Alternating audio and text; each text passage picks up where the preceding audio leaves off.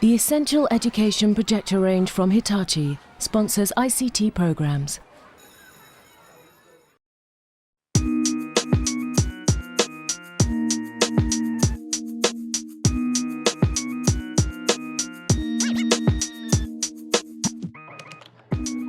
What part can ICT play in delivering personalised learning? This programme looks at 2 schools that are developing their ICT networks to directly benefit teaching and learning. At Cooper's Technology College in Kent, we focus on their delivery of content through a virtual learning environment. While at Seven Kings High School in East London, we see how they are exploiting the potential of management information data to enhance assessment for learning. Tansy, Amara, Billy. Both personalised learning and assessment for learning demand high-quality ICT support, because the ICT support not only gives the teachers the tools to look at children individually, but it also enables children to work far more independently than ever was possible in the past. Ravine. One of the ways they've been improving the quality of pupil data is by monitoring attendance through electronic registration. Wesley. Yes, miss. Flynn. Yes, miss. We have electronic registration and it's been in for, about a year now? Mayuri. Yes, miss. It just allows the teachers to use their laptops to register us. It also picks up on who should be in the class and where might they be. What we've worked hard to do is improve the quality of the data and the target setting. So that data comes out. If it just sits in a cupboard or on a computer somewhere, no one looks at it, there's no point. So what we've done is we've improved the quality of it, but also improved the accessibility. What it allows me to do is take 5 periods a day, 5 registers, electronically send the information to the office. If there are any discrepancies in absences or students not turning up from one lesson to another, it can be picked up straight away. It's also a good way of monitoring trends in absences and understand maybe why they're not turning up on certain days. As a head of year, I'm very concerned with attendance and punctuality. If they've been present at morning registration, present lesson 1 and 2, but they're missing lesson 3, then theoretically the system can throw up a warning to me saying this person was in but is now not. Where are they? And then I can follow that up quite quickly. Obviously, I go to all of my lessons, so I'm not really bothered by it. It doesn't affect me, but obviously people who like truant and don't want to go to the lessons, then obviously they're going to be bothered by it, aren't they? We've just quite recently got laptops. Every staff member has a laptop, and that has improved the communication between teachers immensely. So I get more information more quickly about incidents that have happened, about positive things which have happened, and I get that information very quickly coming to me wherever I am. At Seven Kings, they have customised an off-the-shelf management information system to make it work for their particular vision of assessment for learning. We looked at the existing management information systems and we couldn't quite find exactly what we wanted in the format we wanted. This whole personalised, and it is personalised access to information about children. We're very fortunate to have a technician at the school who was able to create the system based upon what was already there and just create an interface that accessed what was there. Subject teachers like Nikki Difford use the system to set targets, keep records of assessment and prepare reports.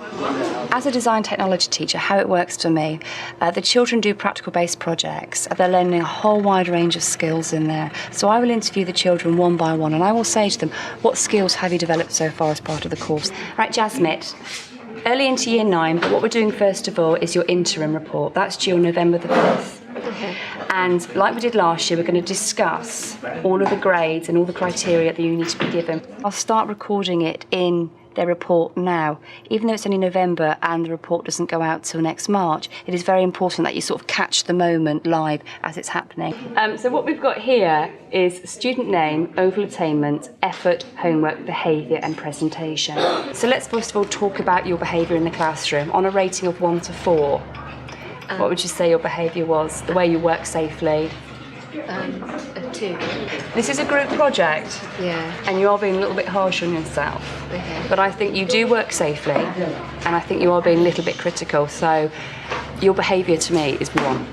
These interims are helping the children because they are consistently involved in the information that is being held about them. You can't hide information about a child away from them with regards to their progress, otherwise they're not going to learn and they're not going to develop their skills. Right, give me a target for food technology. I could remember to bring my ingredients sometimes. Okay. Bring the correct ingredients. Well done. The key part of what we're trying to do is to give the teachers the information at point of need. So when they need to challenge that child to actually discuss with them their learning, they've got the information ready and available there. And that is so powerful, that immediacy and that information available at point of need. Compared to a paper-based system, it's fantastic. This school has a long tradition of talking to students about how they learn. What ICT has done is to make that so much easier and so much more meaningful. It adds a depth to those conversations. Obviously, you've done very well in your SATs, in your Key Stage 3 SATs. Yeah, we're looking at 555, and you've done very well in your NFER scores. I don't know if Miss Mills has talked to you about those yet. No, not yet. Right.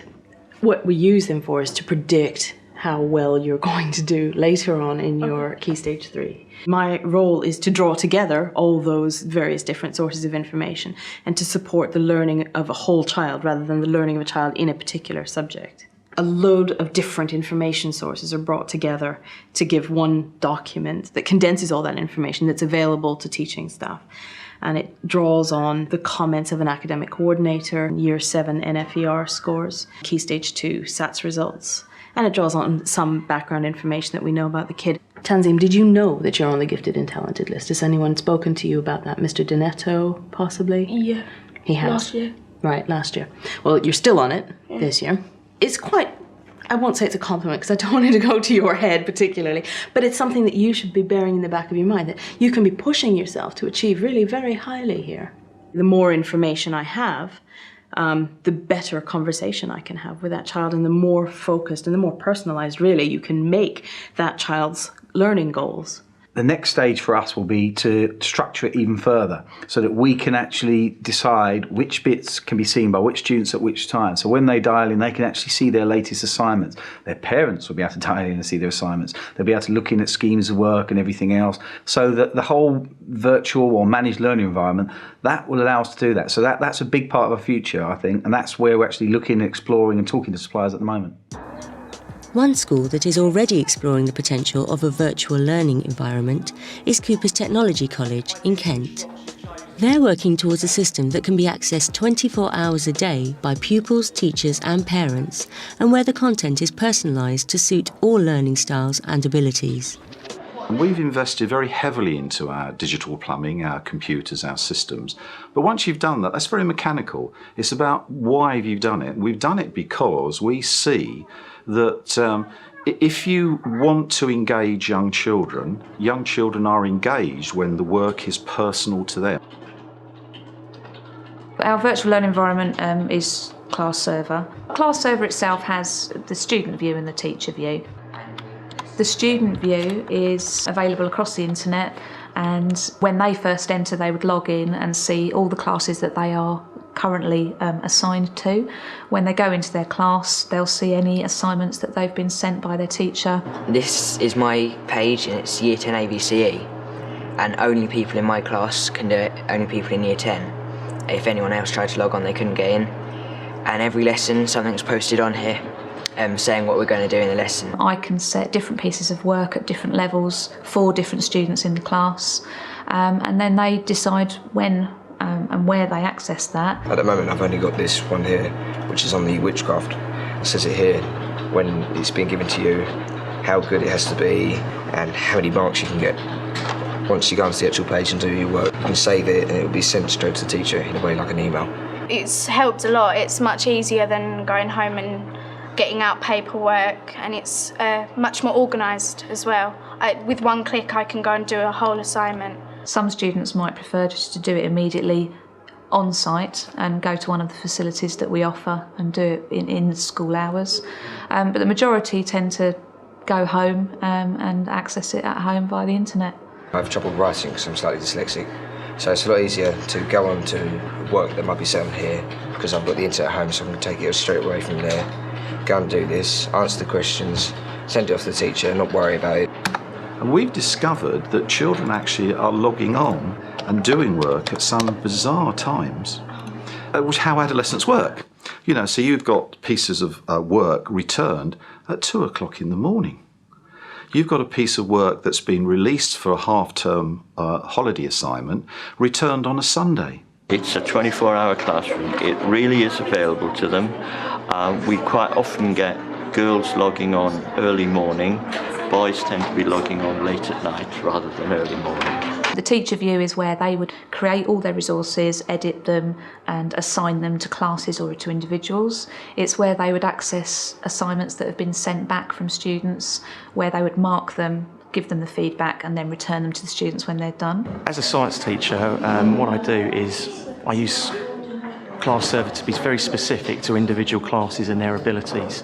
So I can set and create work which they can go home, go away on holiday, anywhere, and complete tasks that I've set them. As they're doing the rocks topic, they'll be asked to log on and read the information provided to produce a piece of work on different textures of rock. Once they've completed it, what's brilliant is this particular one, they get instant feedback on their marks, how well they've done. So they will log on at home, complete the task, and then it instantly marks it. I can bring up the marks that they've got, and I can look to see which questions they have right or wrong, and I can add my own comments about the quality of their work. As I'm creating these resources, though, I'm sharing them with other teachers and they're doing the same. Teachers have always said, wouldn't it be nice if we had this resource, that resource, this resource? But we've never been able to afford it. But digitally, you now can, because you can share. The VLE has facilitated greater collaboration than paper resources and PowerPoint and interactive boards. And because of the nature of how the VLE works, all the resources are shared in the same place. What we are doing with this group is we're setting up the work for a module which will last 2 or 3 weeks in its entirety. They will have all my lesson notes available as PowerPoints. All the exercises I would normally have given them in the classroom, they have available on screen.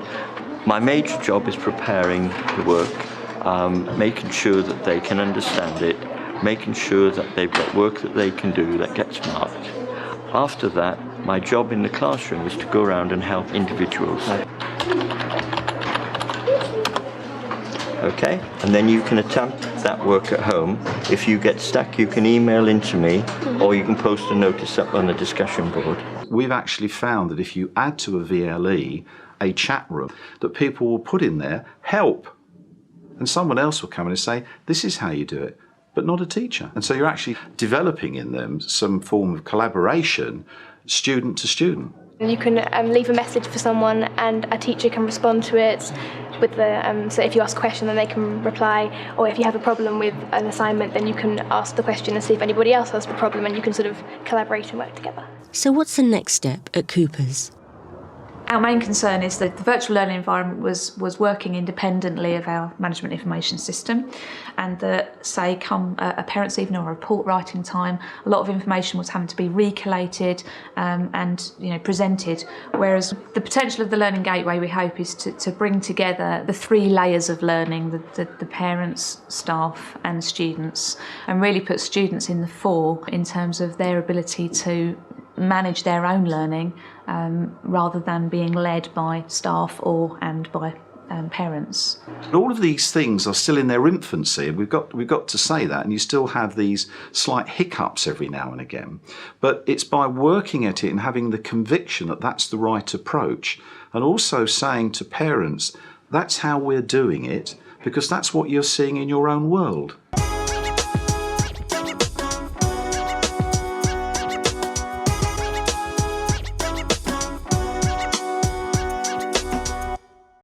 Essential education projectors from Hitachi sponsor ICT programs.